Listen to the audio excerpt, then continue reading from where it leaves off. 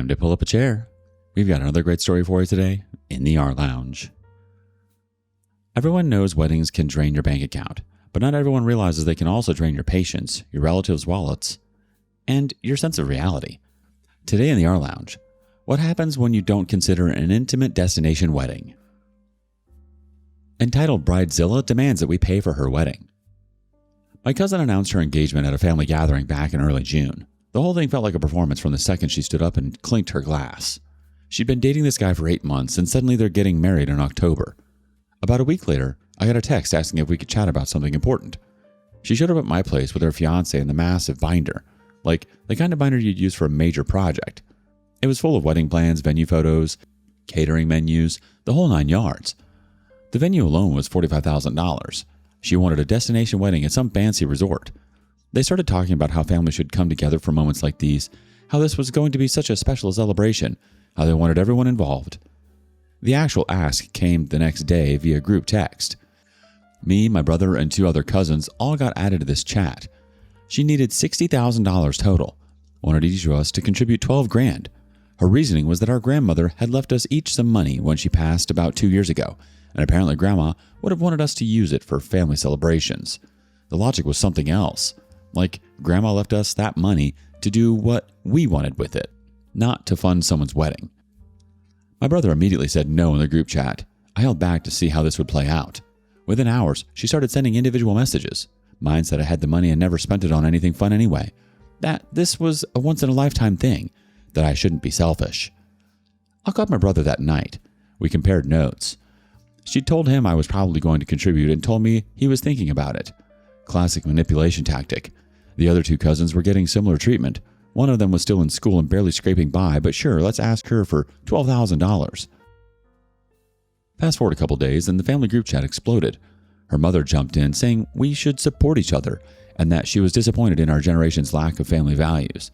This woman drove her Mercedes and took 3 vacations a year, but somehow we're the selfish ones for not wanting to drop $12,000 on someone else's wedding. She showed up at my place unannounced after that, started crying about how stressed she was, how her fiancé's family wasn't contributing enough, how she'd always dreamed of this perfect wedding. I told her straight up that I wasn't giving her $12,000. She actually said to me that I don't even have kids or anything, so what else was I going to spend it on? Like my money was just sitting there waiting for her to claim it. Then I got added to a wedding planning group chat without even being asked. Just added, like I'd agreed to be part of this whole thing. Messages every single day about color schemes, flower arrangements, asking for opinions on dresses that cost more than my rent. I muted it immediately. My brother sent me a screenshot a few days later. She'd posted in some wedding shaming group with a burner account about unsupportive family members who have money but won't help with wedding costs. He recognized all the details. The comments were ripping into us, calling us terrible people. She was eating up all the sympathy, playing the victim. Another family gathering happened, and she announced her wedding date and venue like it was all confirmed and paid for. Started talking about room blocks and travel arrangements. When someone asked how she was affording it, she smiled at us and said family was taking care of it. We hadn't agreed to anything. Not a single one of us had committed $1. My brother and I met up with the other 2 cousins. We were all getting the same pressure, the same guilt trips, the same manipulation. One of them had already been worn down and agreed to $5,000 she absolutely didn't have. We needed to end this, but we also needed to make a point. You just can't demand money from people and expect them to roll over. I started digging into the venue she wanted, the vendors, all of it. My brother's friend worked in event planning and gave us some insight into how deposits and contracts worked. That's when the idea started forming. If she was going to play games, we could too. The 4 of us had a video call. I pitched my plan. There was silence for a minute. Then my brother started laughing and said it was petty as hell, but he was in. The other 2 agreed. We were done being pushed around. We drafted up a group response together. Professional, polite, and absolutely final. Said we'd discussed it amongst ourselves and wouldn't be contributing financially to the wedding. Wished her the best, but the decision was final. Asked to be removed from all wedding planning communications. Her response came in under an hour. Walls of text. We were selfish, ungrateful, cruel. How could we do this to her? Didn't we care about family? She'd already told people we were helping. She'd made commitments based on our promise, which was hilarious because we never promised anything. Then came the threats. We wouldn't be invited to the wedding. She'd tell everyone what we'd done. We'd regret this. Her mother called each of us. I didn't answer. The voicemail was about how I was breaking her daughter's heart and that I'd changed since getting that inheritance. Like I'd always been generous with my money before and suddenly turned cold. Lady, you never asked me for money before. That's the difference. My brother found out through a friend that she'd already put deposits down on multiple vendors, thousands of dollars in deposits, apparently financed through credit cards and a personal loan.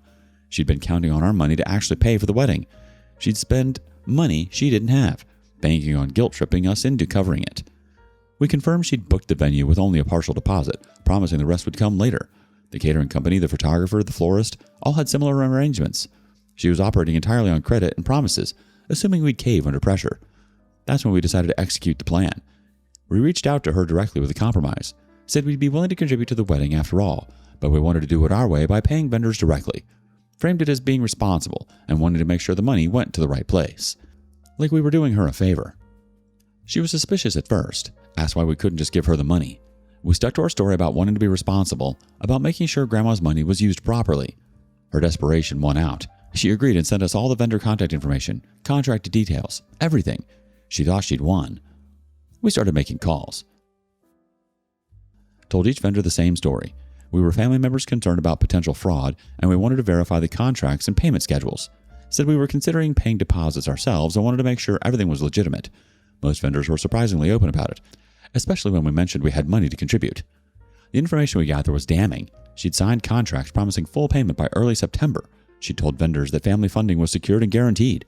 She'd even inflated the guest count to some vendors to make the wedding seem bigger and more important than it actually was. The total cost wasn't even $60,000 like she'd told us. It was closer to $80,000. She'd been planning to hit us up for more money down the line. Here's where we made our move. We contacted each vendor again and explained very clearly that we would not be contributing any money to this wedding.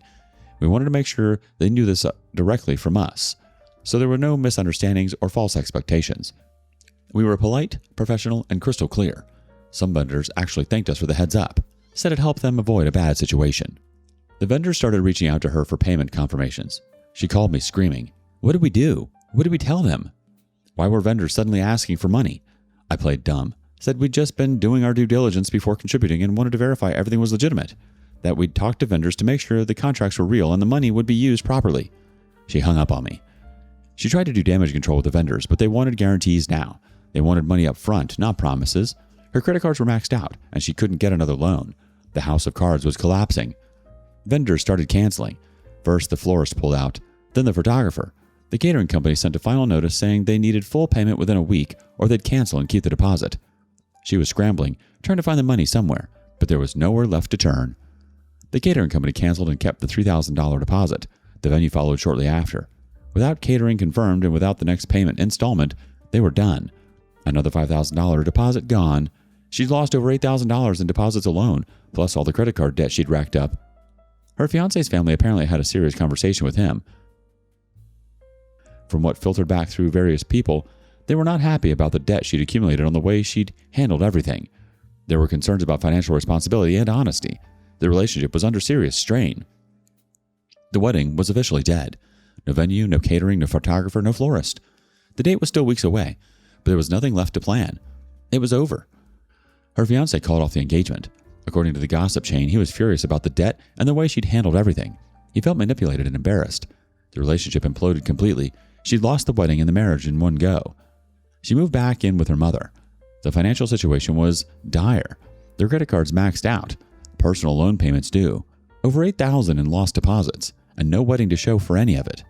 The dream she'd built had turned into a nightmare of her own making. What really got me was the audacity of it all. Not just asking for help, but demanding it. Not just hoping we'd contribute, but building an entire wedding budget around money we'd never agreed to give. Not just being disappointed when we said no, but actively trying to manipulate and guilt us into changing our minds. And the victim act afterward was almost impressive, trying to paint us as the villains for not funding her wedding, for not letting ourselves be financially exploited, for telling vendors the truth about our involvement. Small update. It's been a few more months, and honestly, the situation just keeps getting worse for her. People have been asking what happened next, so here's the final update on this whole mess. The new boyfriend kicked her out in late February. According to what filtered back through various sources, his parents had gotten involved. They'd looked into her background, found out about the debt situation and the pattern of behavior, and basically told their son to get her out of his life before she dragged him down with her. He listened to them. She was out within a week. She moved back in with her mother for the second time in 6 months, but this time her mother had conditions. Had to get a roommate situation figured out within 30 days or she was out for good. No more free rides, no more bailouts. her mother had finally hit her limit. Around the same time, the ex-fiance's family decided they wanted their own form of justice. His mother had apparently co-signed on something early in the relationship, some apartment lease or credit application. She was now on the hook for money because of the broken lease and unpaid bills. They hired a lawyer and went after her in civil court for the full amount plus legal fees. The lawsuit was serious. Over $8,000 in damages they were claiming. She had no defense, no lawyer, no real way to fight it. The evidence was clear-cut. She'd been on the lease, she'd bailed, and his mother was stuck with the bill. The judgment came through fast. Another massive debt added to the pile. She tried to skip town around this time, packed up what little she had, and moved 3 hours away to stay with some distant relative. Thought she could outrun the judgments and reputation. Didn't work that way. The judgments followed her. The wage garnishments would follow her wherever she worked. The distant relative kicked her out after 6 weeks. Apparently she'd tried the same borrowing routine there and got caught almost immediately. She was running out of places to go and people willing to take her in. She ended up in a women's shelter for a few weeks. Rock bottom territory. The life she'd envisioned with the fancy destination wedding was so far removed from sleeping in a shelter that it would have been funny if it wasn't so pathetic. All because she'd felt entitled to other people's money. So that's where it stands. You and the other cousins were put in an impossible situation. Saying no should have been the end of it. Instead, she escalated, involved her mother, and dragged you her reputations and doubled down on a fantasy she couldn't afford. At some point, consequences were inevitable. It's sad how far she spiraled, but none of what happened was caused by you telling the truth or protecting yourselves financially. The fallout came from her choices. Spending money she didn't have, assuming access to money that wasn't hers, and refusing to accept boundaries. If anything, this is a pretty stark example of how entitled and poor financial decisions can snowball fast when someone is convinced they're owed something just because they want it badly enough. Do you have a similar story? Share it with us in the comments below. And thank you for joining us today in the rLounge. Be sure to like and subscribe and hit that notification bell so you don't miss out on our next video. Until next time. And please put your chair back where you found it.